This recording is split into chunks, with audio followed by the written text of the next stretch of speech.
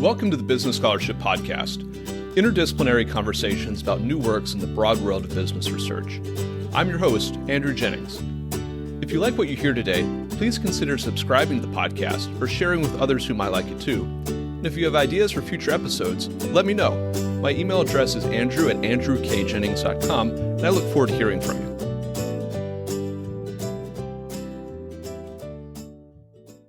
Our guest today is Jonathan Lipson, Harold E. Cohen Chair and Professor of Law at Temple University's Beasley School of Law. We'll be discussing his recent article, The Secret Life of Priority, Corporate Reorganization After Jevic, which was recently published in the Washington Law Review. I'll add a link to the article in the episode show notes. Jonathan, welcome to the Business Scholarship Podcast. Well, thank you. It's good to be here.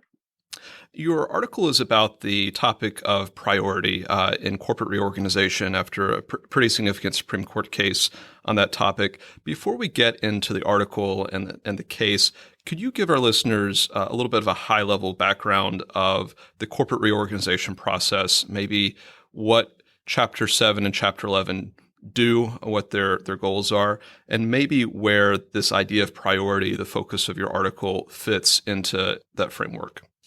Sure. So taking the process first, I think most folks know that if a company gets into serious financial trouble and is unable to renegotiate with creditors, the company is going to end up in some kind of bankruptcy proceeding. And for companies, so the practical matter, there are two choices.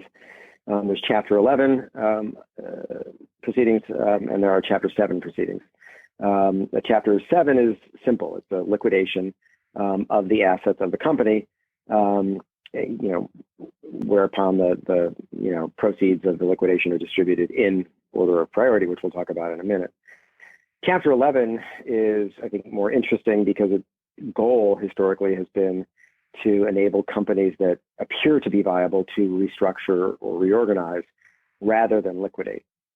And so, like every legacy air carrier and, every asbestos company, many companies have reorganized under Chapter 11 of the United States Bankruptcy Code. And there are sort of three key things I think that people need to think about the process. The first is that companies will want to do this because commencing a case under either Chapter 7 or 11 automatically stays all collection litigation. So it provides a breathing spell for management. Number two, it concentrates in a single venue all civil litigation, essentially, against the debtor. So all collection actions and, tort actions, et cetera, will be consolidated into one bankruptcy court. As a practical matter, companies have a fair amount of discretion in which court they end up in. And so very frequently they'll end up in the bankruptcy court for the District of Delaware or the Southern District of New York if they are larger companies, because the venue rules are fairly loose. And that's important because the judges there are well known. They're very good, but they're well known, and so it's easier for folks to predict outcomes. And then number three, a fiduciary is appointed to manage the assets of the company. In Chapter 7, that's obviously just going to be a trustee. In Chapter 11, part of what is interesting and important is that it will be management of the debtor, who are, deemed the debtor in possession, and they are clothed with the fiduciary duties of a trustee for the most part, duties that in theory run to general unsecured creditors, but which for a variety of reasons, I think, might in some cases end up running to or for the benefit of secured creditors.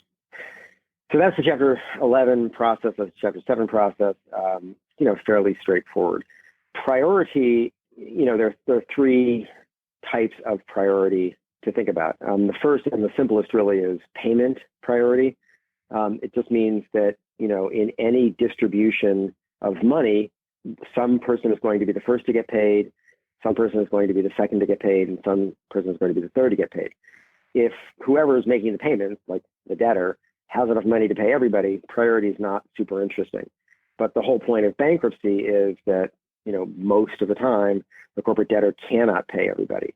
So there may be enough to pay, there may be enough to pay the first person and in full, and maybe the second person partially, and nothing to pay the third person, and so on. So the question then becomes, well, how do we decide who's number one, who's number two, and who's number three? And payment, priority rules, I think, are most intuitively thought of as involving like that basic question. But at a more sophisticated level, priority involves property and property rights. And so one of the basic distinctions that the bankruptcy code has to manage is the rights of secured creditors versus the rights of unsecured creditors. To be a secured creditor means that you have a priority interest in specific items of property of a debtor. To be an unsecured creditor means that you don't. And so what I think very frequently happens is that corporate debtors go into bankruptcy with their assets significantly or maybe fully encumbered, in which event there are no assets available really to distribute to unsecured creditors, unless the secured creditor agrees otherwise. So that kind of property priority ends up being super important in the bankruptcy process.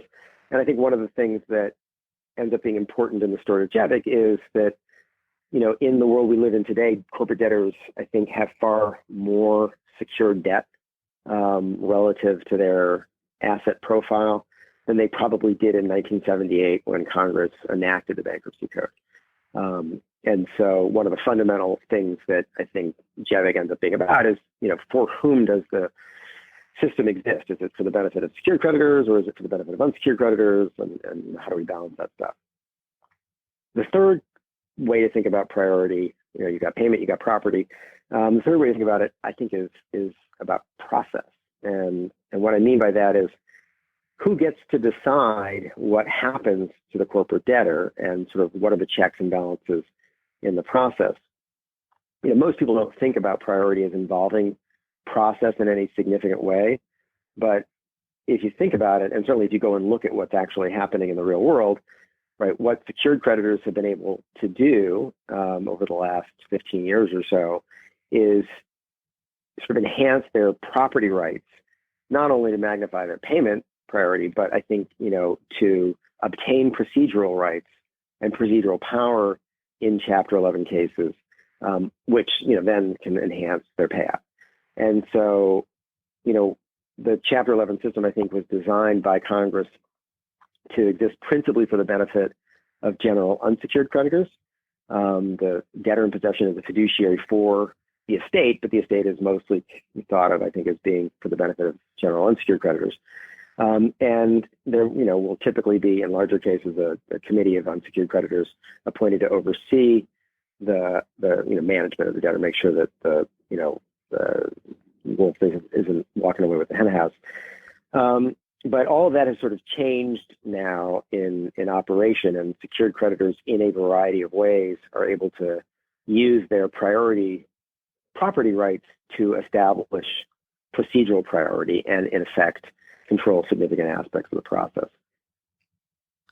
One of the issues in the Javik case, which we'll happy to talk a little bit about the details of it in just a moment, but one of the details was this process of structured dismissals, which my takeaway is might be a little bit of a product of companies having more secured debt than they did at the time that the bankruptcy code was enacted, as you mentioned. Could you discuss a little bit of how structured dismissals have worked, where they fit in the bankruptcy scheme, and what they mean for priority in either an absolute or a relative sense?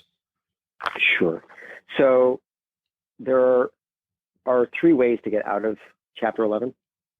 Number one, you have a court confirm what's called a plan of reorganization, which has historically been, I think, the ideal goal of the Chapter 11 process. Number two, if that doesn't work, the case converts from one under Chapter 11 to one under Chapter 7. Management leaves, a trustee, a real trustee is appointed to liquidate the assets and distribute them in order of priority. A third way out is through the dismissal of the case under Section 349 of the Bankruptcy Code, which until the advent of the structured dismissal, which was the procedural mechanism at issue in Javik, I don't think was anything that people focused on very much. Dismissal is something that it's really governed by 1112 and 349 of the Bankruptcy Code.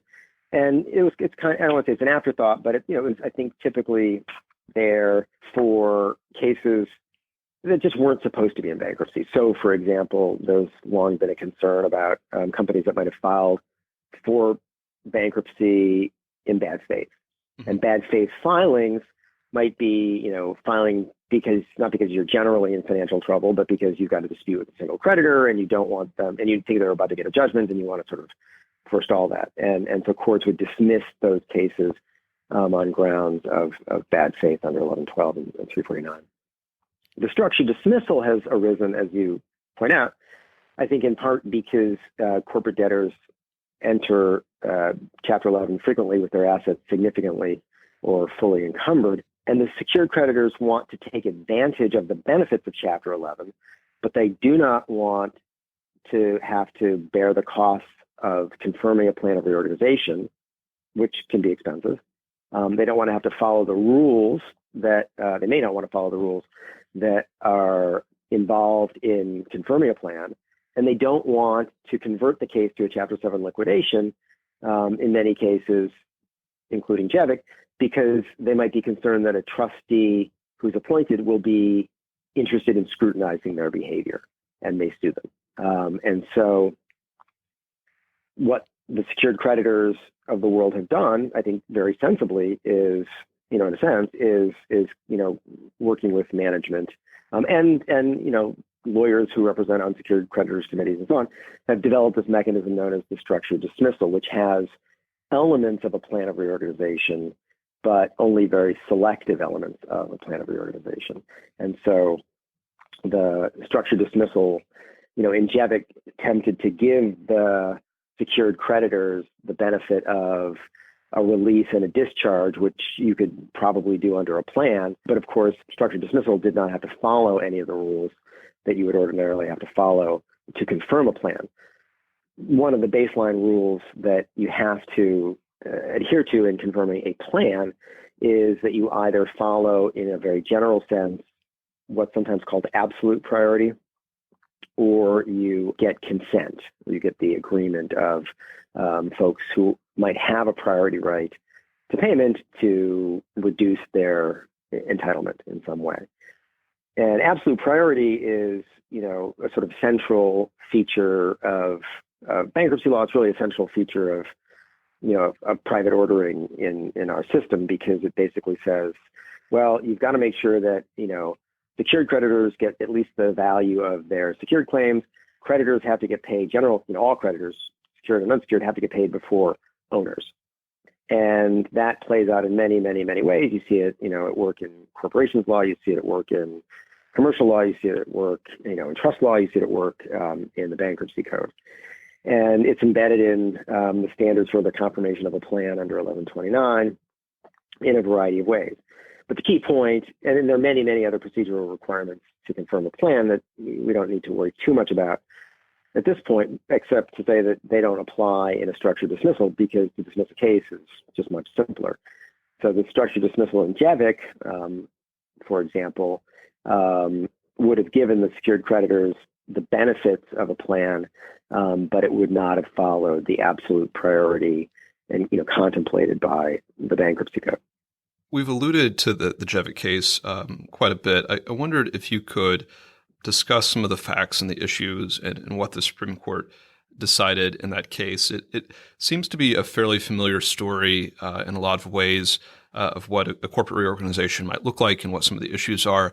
It also seems to have a little bit of valence with political debates going on right now about private equity, how our economy works for working people. And so I thought those facts were interesting, but could you kind of describe the case and how it turned out? Sure. So Jevic is this opinion from the Supreme Court. It's from 2017. It's I think a pretty important opinion, because it sort of reminds everybody that absolute priority applies in bankruptcy, regardless of how you leave the case, how you exit the case, under a plan, in a Chapter 7 liquidation, and the court held in Jevic a structured dismissal. The case, you're correct. It was a fairly, I think, common set of facts. You had a trucking company. It was a privately held company in New Jersey. Encountered significant financial trouble, I think, in the financial crisis. It had been acquired in a leveraged buyout prior to the financial crisis, and there was a significant question as to whether that leveraged buyout either created or enhanced the distress that the company experienced. But in any case, it went into bankruptcy, and it was immediately clear that the company was not going to be able to reorganize for a variety of reasons. And so, although the company could have liquidated under Chapter 7, what the secured creditors, who were its CIT, its principal asset-based lender, and one of the private equity funds that had acquired the company in the leveraged buyout, but then also acquired secured debt, wanted to do was to get the benefit of a structured dismissal. The wrinkle in the case, the trouble in the case, I think really wasn't the fact that they wanted a structured dismissal, which the Supreme Court has said you can still do those. The wrinkle in the case was that the Unsecured Creditors Committee was very concerned that the leveraged buyout had constituted a fraudulent conveyance. And, for folks who are not, intimately familiar with the workings of bankruptcy, leveraged buyouts for many years have been at risk of being challenged as fraudulent conveyances because in the, typical pattern, including this one, the purchaser of the company here, the private equity folks, don't actually pay for the company with their own money. Instead, what they do is they borrow a significant portion of the purchase price. And the deal is that the assets of the company are collateral for that loan. So the shareholders of the company before the LBO, they get paid out. The company ends up getting saddled with the debt. And there reasonable lines, can differ as to whether or under what conditions those sorts of transactions are appropriate. But many companies have ended up in bankruptcy following leveraged buyouts, and I think there's a reasonable concern that some leveraged buyouts are too leveraged. And so the law of fraudulent transfer says, well, if the debtor has conveyed an interest in property or given something, here it encumbers its assets, and hasn't received anything in exchange while in financial distress, that's a fraudulent transfer. So here, right, the creditors committee said, look, looks like, there was leveraged buyout. Looks like that might have been the cause of or contributed to the company's downfall. So we want to, pursue a fraudulent transfer investigation. And they did. And obviously, because CIT had been involved in the financing and the private equity folks had been involved in the financing, they were not happy about this. But they ended up having to sort of allow it to go forward. And ultimately, the creditors committee did file a complaint seeking to avoid the leveraged buyout transactions and payments that were made in connection with it, which, if the court had gotten that far, if the case had gotten that far, could have resulted in about $100 million coming into the estate for distribution to general unsecured creditors. And who were the unsecured creditors?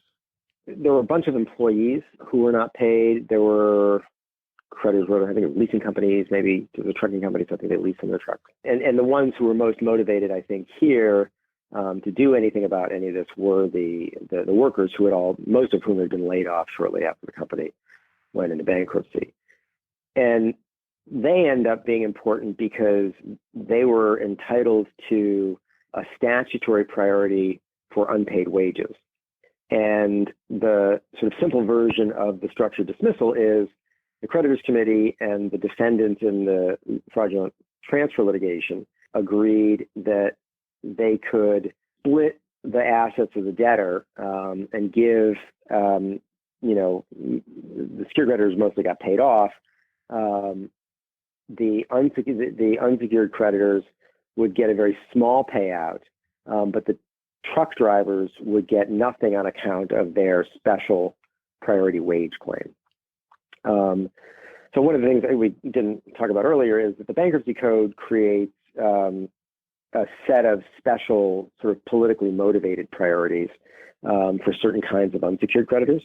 So, for example, taxing authorities have a special priority, even though they're unsecured creditors. And the same would be true for workers whose wages have not been paid. There are caps on the amounts, but the basic idea is that they would be prior in right for payment to general unsecured creditors. So the kind of nub of the problem in Jevic was that the structured dismissal settled the fraudulent transfer action, brought a little bit of money into the estate, or created value for the estate, but that value is not distributed in the order of priority contemplated by the bankruptcy code.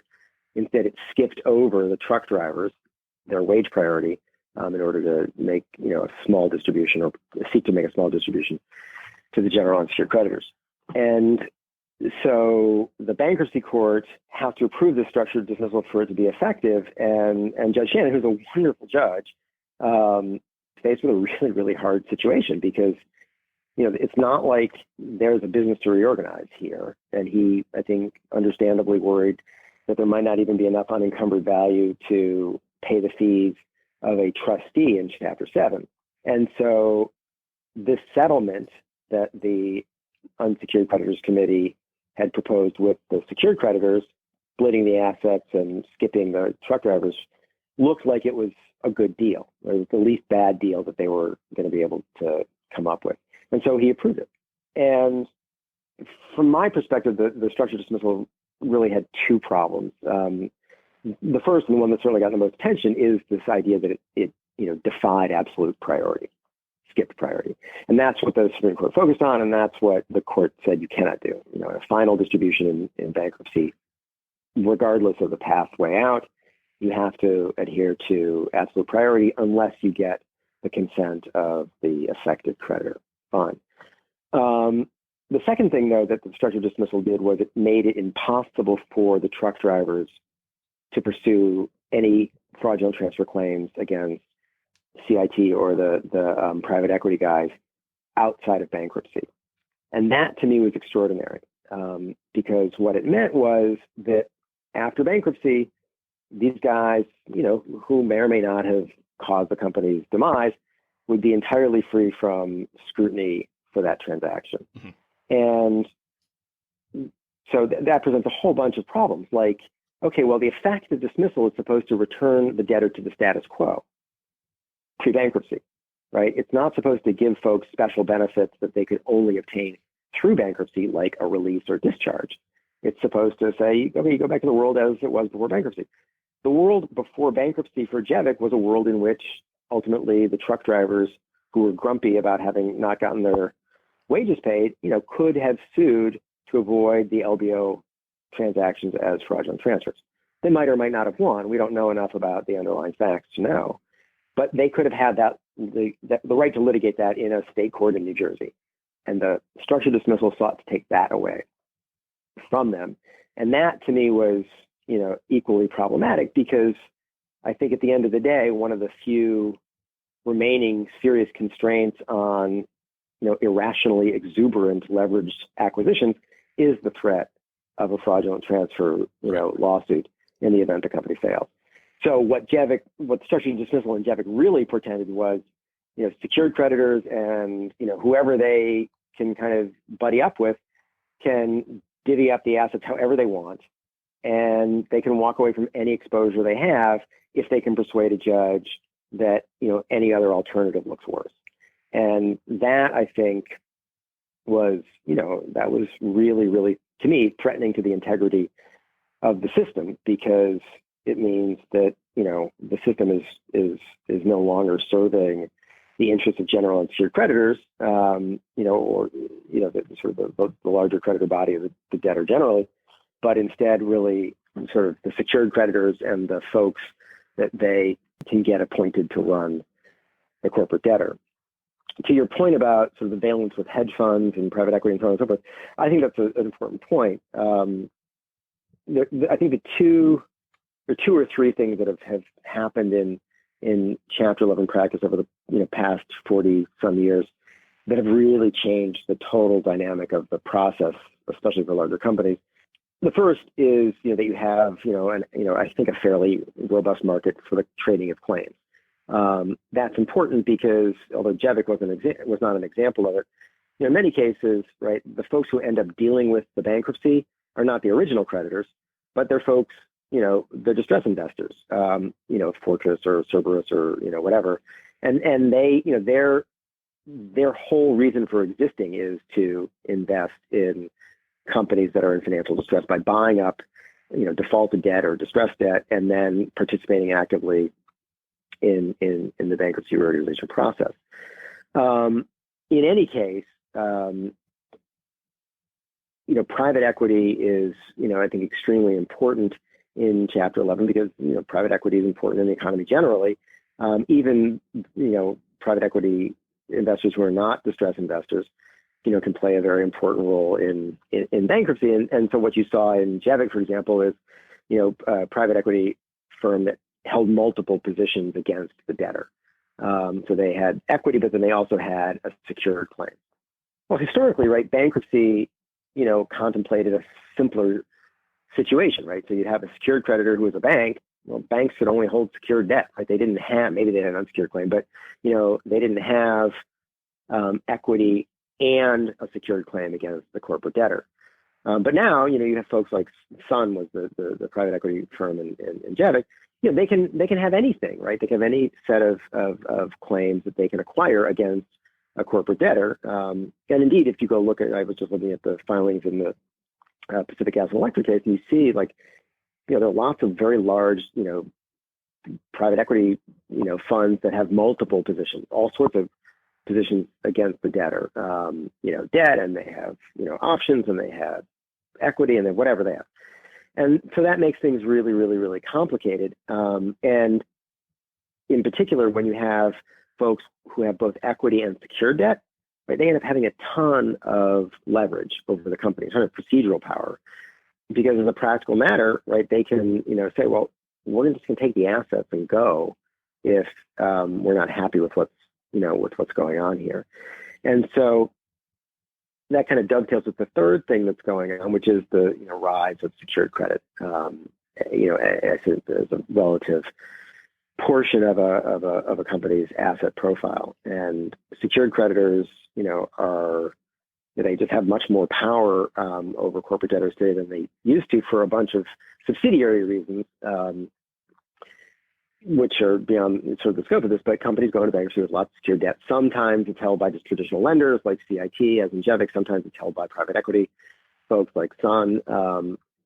In either case, right, what I think functionally happens is, before bankruptcy, the secured creditors say to management, things don't look so good here. Mm-hmm.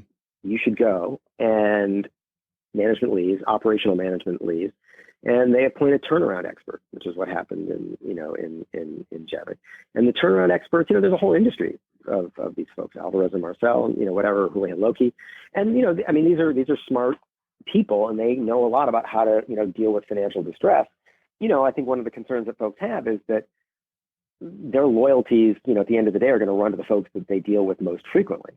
Well, the folks that they're likely to deal with most frequently will be, the relatively small universe of distress investors who are repeat players in bankruptcy. So, indirectly, what you have is worry about a system where the secured creditors have been able to use what I think of as kind of their property priority rights to obtain procedural priority, because as a practical matter, they can significantly influence the management of the debtor, both prior to the bankruptcy process and then, as we saw in Jevic, through the bankruptcy process, and use that leverage and that procedural power to try to control outcomes in the case that I think were just antithetical to what Congress thought it was getting when it created Chapter 11.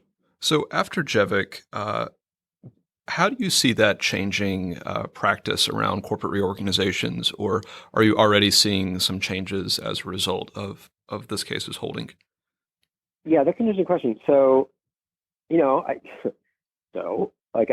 companies are not engaging in structured dismissals that make priority skipping distributions at the end of the case, right? Justice Breyer says you cannot do that. Folks can read, they read that, they say, okay, we're not going to do that. But, they said nothing about structured dismissals generally, nor did they forbid what might be viewed as priority skipping distributions prior to the end of the case. And, those two things are sort of important. So structured dismissals, I think, are still happening. And I don't know that there's sort of, I think some concern about abuses of them, but I don't think that is going to go away. And I think there's probably greater pressure for corporate debtors to make larger distributions prior to the end of a case, even though that may be in effect out of the order of absolute priority. And so like the classic examples of those, priority skipping early distributions will be, first day payments to trade creditors, first day payments to employees, right? First day being like the first day of bankruptcy. And when you had companies trying to truly reorganize in Chapter 11, these first day payments became, important because the trade creditors said, well, we're not going to supply trade credit to the debtor during the case if you don't kind of make us whole for the pre-bankruptcy stuff you owe us, at least a little bit, some of it, all of it. And the workers said the same thing. And, courts sort of held their nose and approved those sorts of things, even though the bankruptcy code really, forbids it. It's not appropriate. And so that has sort of expanded over time to all sorts of payments. So, now like CIT in Jevic went into bankruptcy, and like the second thing that happened in the case was they used the debtor in possession loan, super priority loan that they made to the corporate debtor to pay off themselves, right? Their pre-bankruptcy secured debt. You saw something similar happen in GM, apparently with, I think it was JP Morgan Chase. You see folks, making earlier distributions that shouldn't be made, arguably, until the end of the case. But they do so because, courts believe that they have to for any number of reasons. In Jevic, one of the many problems with the case was it was hard to understand why there was a debtor in possession loan during the case at all if the company was liquidating from the outset. Like they might have needed some cash to kind of deal with the wind down costs, but they didn't need a $55 million debtor in possession loan. Mm-hmm. And, but of course CIT wanted to use the proceeds of that to pay themselves off, which is rational. And so that's what ended up getting approved. So I think there's greater pressure to pay more earlier in cases. I think the other thing that you are likely to see more of is just gamesmanship around kind of who is actually making what sort of payment. One of the interesting things about Jevic is that the same day that the Third Circuit Court of Appeals decided the Jevic case, which was then ultimately overruled by the Supreme Court, a different panel of the Third Circuit decided a case known as Life Care. And Life Care was very similar in many ways to Jevic. It was essentially kind of controlled foreclosure in bankruptcy. The debtor had gone in with its assets fully encumbered. It was clear that a plan of reorganization was not going to be viable, and they tried to get out by using a priority skipping structured dismissal. In Life Care, the folks that were skipped were the taxing authorities, not workers. But they objected. The IRS objected in Life Care and said, "You can't do this. We're entitled to tax special priority under the bankruptcy code." And you've divvied up the assets between the secured creditors and the general unsecured creditors, and they're skipping over us, and that's not okay. And the outcome there was very different from Jevic. In part because Life Care was not appealed to the Supreme Court. They didn't seek cert on that. And in part because the way the structured dismissal in Life Care was crafted, the secured creditors, in effect, according to Judge Amber, used their own money to pay off the junior folks, and so made what we think of as a gift to junior folks. And the idea of gifting in bankruptcy is not new, but it's important because it's a way that you could skip priority and not necessarily run afoul of the absolute priority rule, because of course the absolute priority rule only applies to property of the debtor. It does not apply to property of other people. And so, at least in theory, if some third party wants to make a gift to a junior claimant, like a general unsecured creditor, in order to obtain their consent to do something, vote for a plan or support a structured dismissal, the estate in theory doesn't have anything to say about it because it's not the estate's property. This was a live issue in life care because, we had secured creditors who were, like CIT, undersecured. They had tried to sell the debtors. The debtors were a series of, I think, nursing homes and healthcare facilities. And they were scattered around the nation, or at least in the South. And I think in fairness to them, they were doing everything they could to keep the debtors going because they didn't want to put the patients and the workers out on the street. And they marketed the debtors and nobody wanted to buy the debtors. And so they said, well, we'll take the debtors and, then we'll figure out what to do later. So it was a different dynamic than Jevic, where you just had a company that was going out of business. I've, got a more recent paper talking, in greater detail about life care, where I say that, life care might really have been justified by the special exigencies of the case. We don't want to put lots of, sick and elderly folks out on the street, which is what would have happened if you just liquidated the case. But it's a tough case because really, if you look at what was going on there, it wasn't clear that the secured creditors were using their own money, except in the most formalistic sense, to pay off these junior unsecured creditors, right? They were just using, the value of the estate that they said was sort of in their own escrow or something like that. And so that's sort of another way that I think you'll see folks try to get around Jevic is through this idea of gifting, of using other people's money, sort of ostensibly other people's money to buy peace in these cases. And for many folks, that's not necessarily a problem. The only question is, like, what's the right price and how do we figure out kind of a process that everybody's, okay with to get to that price. But, those are, I think, the sorts of things that we're seeing, in the wake of Jevic, more earlier priority skipping distributions, gifting, but, the continued use of structured dismissals in, perhaps slightly more modest ways. Jonathan, the court in Jevic held that consent is really key to overcoming the statutory priority rules. Could you discuss what that means, this concept of consent in this context, and maybe what some of the process values that come into play when we're talking about consent? Sure. So, right, as we said, what Justice Breyer tells us in Jevic is, structured dismissal, final distributions in cases have to follow absolute priority absent the consent of an affected creditor, which, naturally leads to the question, well, what constitutes consent? And, as I say in the Secret Life of Priority paper, like, consent is not self-defining. And the bankruptcy code doesn't tell us what it is. And it turns out to be a really tricky question in, large aggregate proceedings like Chapter 11 reorganization. In the traditional Chapter 11 process, a plan of reorganization, we know exactly what consent looks like because in order to confirm a plan of reorganization, creditors get to vote. And if you vote for it, then you've consented to it. But if you have a structured dismissal, there is no voting. And so it's really hard to know, like, is the absence of an objection consent or, like, how do we know? In Jevic, it was really easy, right? Because, the truck drivers had objected, so they clearly did not consent. The thing that I think is important for me in Jevic, or one of the things that's important in Jevic, is Justice Breyer's analysis of what I think of as the process values that the court was looking to when it was trying to figure out what consent means. So the court's concerned about participation in the reorganization process. If you don't have a plan where you participate through voting, how much did unsecured creditors have a chance to participate in the structuring of the structured dismissal? Number two, predictability, right? We want to be able to sort of predict outcomes in bankruptcy, and absolute priority is super predictable, right? A, then B, then C.